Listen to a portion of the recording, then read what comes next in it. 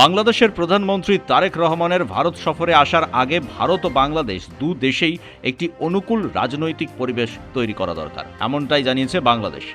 Bricks সম্মেলনে যোগ দেওয়ার জন্য বাংলাদেশের প্রধানমন্ত্রী তারেক রহমানকে আমন্ত্রণ জানানো হয়েছে, যদিও বাংলাদেশ ব্রিক্সের সদস্য নয়। বাংলাদেশের প্রধানমন্ত্রী তারেক রহমান জানিয়েছেন তিনি ব্রিক্সে অংশ নেবেন না। ভারত বাংলাদেশ বৈদেশিক সম্পর্ক উন্নত করার জন্য তিনি মরিয়া, তাই দ্বিপাক্ষিকভাবে ভারতের সঙ্গে আলোচনা করতে চান তিনি। কিন্তু ভারতে এই মুহূর্তে রয়েছেন শেখ হাসিনা, এটাই এখন কাঁটা বাংলাদেশের প্রধানমন্ত্রীর কাছে।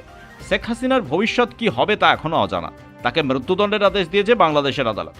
তিনি রয়েছেন ভারতে, তাকে বাংলাদেশে পাঠানো যাবে কিনা সে বিষয়ে পর্যালোচনা করছে ভারত।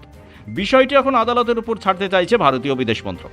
এদিকে বাংলাদেশের বক্তব্য, শেখ হাসিনাকে দ্রুত প্রত্যর্পণ করুক ভারত। তাকে দ্রুত প্রত্যর্পণ করলেই তারেক রহমানের ভারত সফরের অনুকূল পরিবেশ তৈরি হবে। 20 থেকে 25 আগস্টের মধ্যে তারেকের ভারত সফরে আসার কথা ছিল, কিন্তু হঠাৎ করেই পুরো পরিস্থিতি বদলে গেল। ব্যুরো রিপোর্ট, পূবের কলম ডিজিটাল।